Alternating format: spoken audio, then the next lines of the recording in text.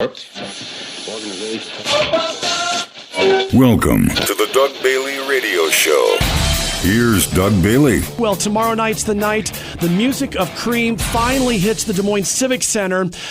Tomorrow night, and it's the 50th anniversary tour. You've got Malcom Bruce, Coffi Baker, and Will Johns. I've got Will and Malcom in here. Guys, welcome to Des Moines. Glad to have you here. Thank you, Doug. Thank you so much. What can the listeners expect from this show tomorrow night? I'm assuming it's an all-inclusive from Cream's catalog. Yeah, I mean, we're basically playing a 2.5-hour show, packing as much music in as we can. I think we normally have about 19 songs.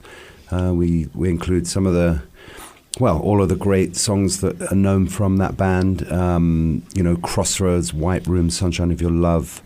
Coffi Baker on drums does a 15-minute drum solo in the song Toad. It's a real tribute to that music, but we're not playing it note for note. We're taking the spirit of the music and improvising and kind of putting your own spin on it. Absolutely, yeah. Interpreting it as your own in a way. There'd be no point in us trying to sort of be exactly the same as the original band because they were so amazing. But because they are our forefathers, our parents and our uncle, we kind of grew up around that music, so we've got a certain insight into how they thought and how the music is put together and just improvising, jamming. That's kind of what this music is all about. Now, for those that don't know, and most people should, your dad is Jack Bruce, correct? That's right. And Coffi, did I say, is it Coffi? Or is it Coffi? Coffi. I always want to make sure I say it right. Coffi's dad is Ginger. Yes. And then Will, your uncle, is Eric Clapton. That's right. By marriage a long, long time ago. And also, I have to point out that in this studio we're in at the moment, Will's other two uncles are represented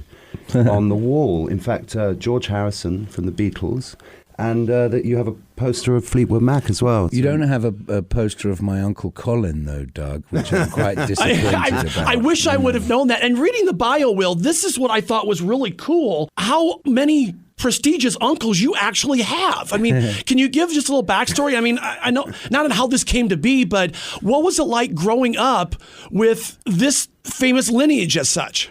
Well, some of them were nice and some of them were naughty.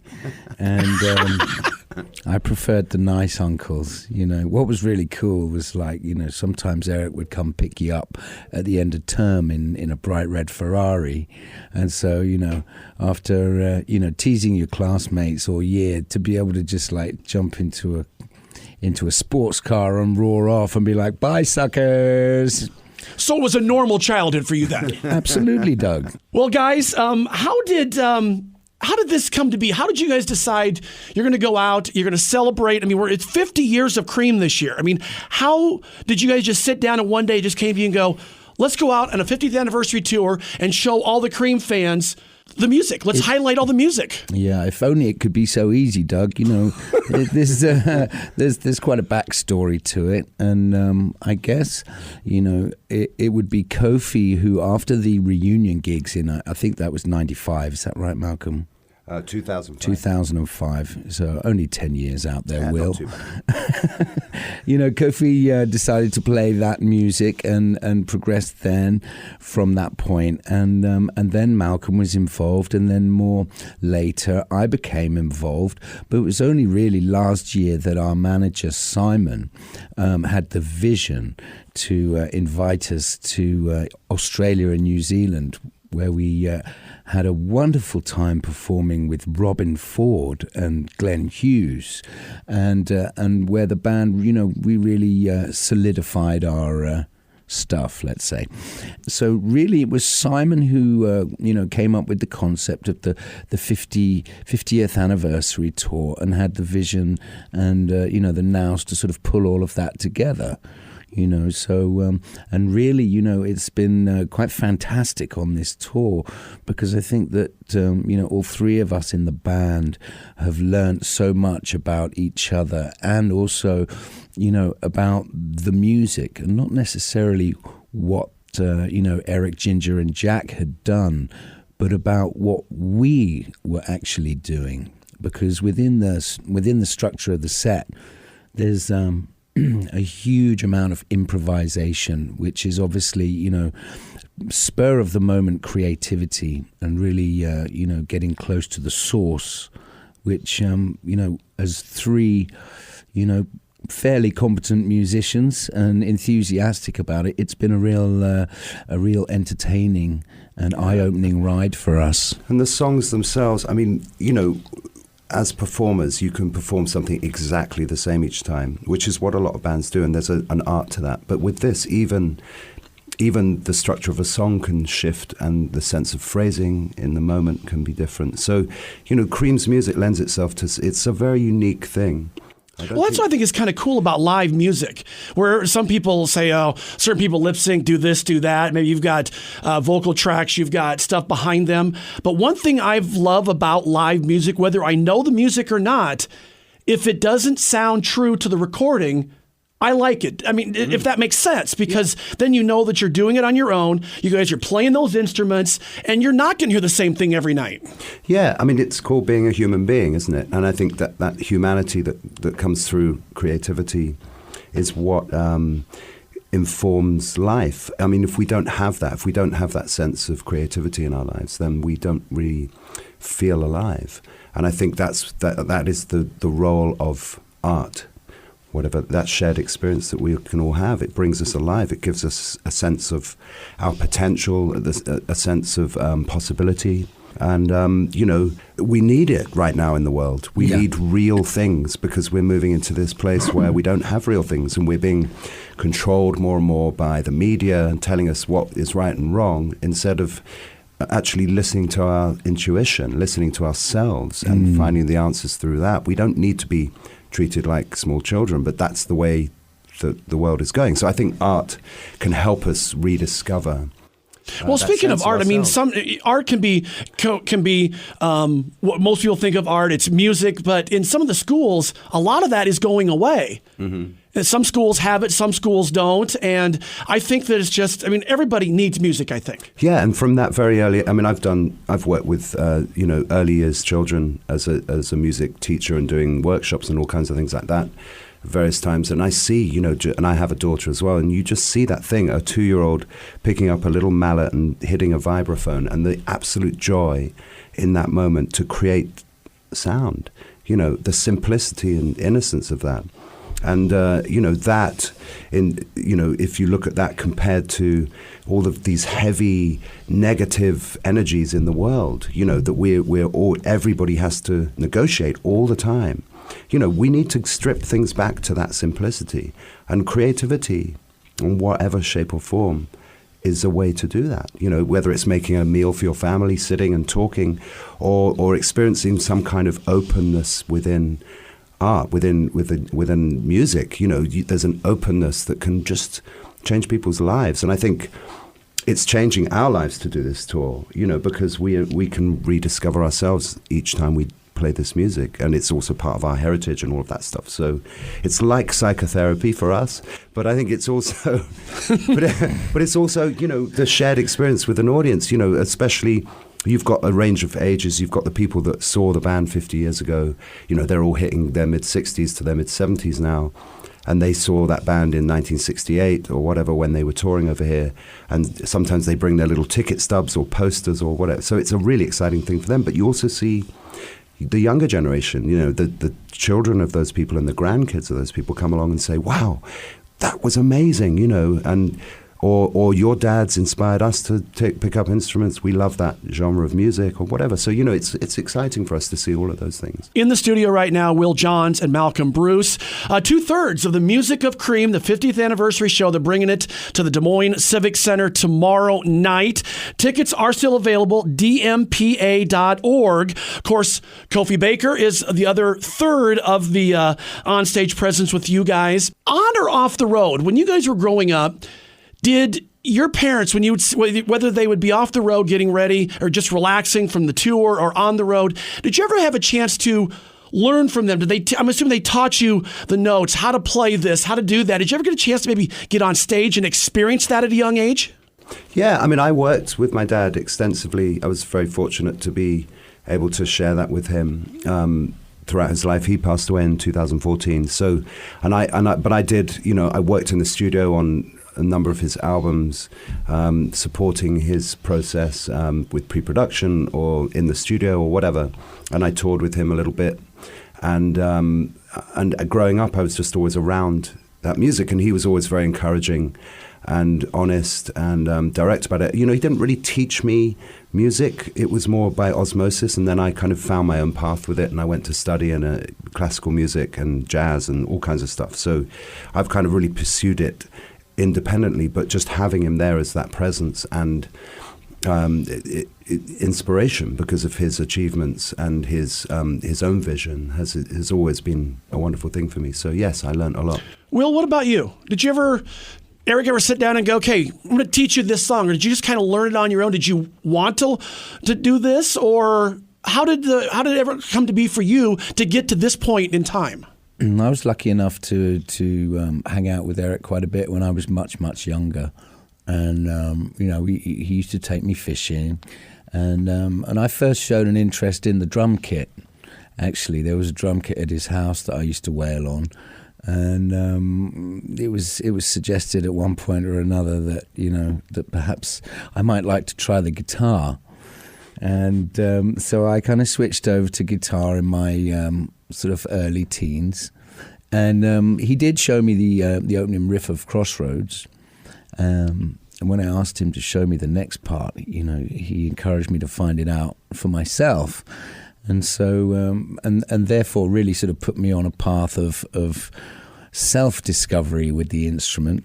He kind of taught me another couple of things by example, perhaps just, he was he was the same person every day, whereas perhaps one or two other members of my family were a little less the same person every day, shall we say. So, and also, he was very humble around, other rock stars and entertainers who perhaps were less humble. And so that was another lesson, really, that, doesn't matter who you are and how much money you've got and how famous you are. It matters how you are as an individual with the people that you meet in and out of every day as you go through your life, And, I've held on to that and I cherish that. And here I am today. And with you guys doing this, the Music of Cream, of course, tomorrow night at the Des Moines Civic Center, dmpa.org for information and all the tickets. I'm going to call this kind of a rapid fire. I'm going to ask you each this question. I'm going to ask you each question one, then I'm going to ask you each question two. Question one for you, Will, be the same for you, Malcolm. Favorite song you play each night from Cream? Oh, probably Crossroads. Malcolm, favorite song? Probably We're Going Wrong. Now, let's go to the other side of it. What's a song where it's like, man, do we have to play this again tonight? And I know it sounds down and dreary, but is there one that you just, it's not maybe one of your favorites, but the fans need to hear. You have to play it. NSU. Oh, I can't answer that. I love them all. Are you pleading the fifth? I'm pleading the fifth. Malcom Bruce, you just heard from. Will John's in here as well. 2/3 of the Music of Cream, the 50th anniversary tour tomorrow night at the Des Moines Civic Center. Coffi Baker also on stage with you tomorrow night. As we wrap things up, let's step away from Cream. You guys have got your own stuff out there as well. Will, let's start with you. You've got some solo work out there. Let the listeners know about it. Yeah, great. And how they can find it as well. Sure. Well, my website's just quite simply willjohns.com. That's pretty easy. Yeah. It does what it says on the tin, right? It does. And there you can find all my bits and pieces. I've got a YouTube channel for the music, and there's quite a few live shows as well as some music videos that we put together. So there's some stuff have there. Those. I also do a little fishing show, which is called Hooked Up in a Heartbeat, and you can find that through the website too. What's fishing like over in the UK? I'm assuming it's the same here, but the scenery might look a little bit better. Yeah, we have the the Gulf Stream just passes on the southern tip of of our country past Cornwall. So we have lots of migratory species. We also have things, that you have here as well on the East Coast, like cod, You're talking to somebody who's never been over to the UK, to Europe, anywhere. I would love to go there, but now I just have to live through your descriptions. Well, where I live in Brighton, of course, on the south coast, of the English Channel is full of shipwrecks. There was 2 world wars there. The place is filled up with airplanes and submarines and old ships and all sorts of stuff. And so now they've become homes for fish, for cod and pollock and huge, great big conger eels, which we catch and release. And some of these eels are over 100 years old, and we see them again and again like old friends every year. So, we have a little fishy relationship thing going on. You know what I'm saying, Doug? I agree with you. I haven't been fishing in a while, but I know it's relaxing. It's just kind of fun to sit there. You may or may not catch something. Yeah, that's it. If it was all dependent on whether you caught something or not, then, you might be pretty unhappy, kind of loserly guy. But if you're just happy to be out there in the elements and breathing the fresh air, then... yeah. Any other social media stuff for you as well to find out everything they need to know about you and your music and everything? I'm disgustingly easy to find, Doug. So it's just the website? Will John's music. Yeah, you plug that stuff into Facebook or YouTube or any of the usual dodgy internet platforms, and I'll be there. Malcom, how about you? I know you got some solo work out there. Let everybody know about your solo work, where they can see hear everything, and just everything about you. I released my first solo album last year called Salvation, and I'm starting to write for the second one, which should come out at some point next year. So I'll be touring with my own band around the Music of Cream project. I've started working on my first classical opera called King Hugh's Folly. So that's going to be produced in London initially in 2020. Maybe we'll see that over here in the States. I would love Maybe that. At the Civic Center. Great place to host an opera. Let's do it. I know somebody that might be able to make that happen. Good. Make the call. Make the connect, and we'll do it. All we need is like $400,000 to $500,000 down payment, and we'll make it happen. I'm just putting it out there. What's that? GoFundMe or whatever else? Yeah, GoFundMe. GoFundMe, Doug. GoFund Malcolm's opera. GoFund his opera. Malcom'sOperaDoug.com. That's it. And I'm a vegan, so I don't go fishing in Brighton, England. But would you sit there next to Will and carry on a conversation? Maybe sing some tunes if he's fishing? Yeah, listen, he's very he's very kind and caring, and I think it's that thing of taking only what you need rather than being selfish. And I think I don't judge people for what they do, as long as they do it for the right reasons. And I grew up eating meat and fish, but I've been a vegan now for a while, and I like it. It's important for me to have a connect with what I'm eating, and of course the family eats fish too. But I think that these days, one can become slightly dissociated from where your food actually comes from. I like a good seafood diet. I see food and I eat it. Yeah, I see food and I run. Well, guys, thank you very much for coming in here. I know everybody is very excited about the show tomorrow night. The 50th anniversary tour, The Music of Cream, at the Des Moines Civic Center tomorrow night. Malcom, you, Will, and Coffi on stage tomorrow night. The whole history of The Music of Cream. It's that easy. DMPA.org for all the information. Guys, safe travels and have a great show tomorrow night. Thanks, Doug. Thank you. Thanks for listening to the Doug Bailey Podcast. And don't forget to subscribe to the show on your favorite podcast platform.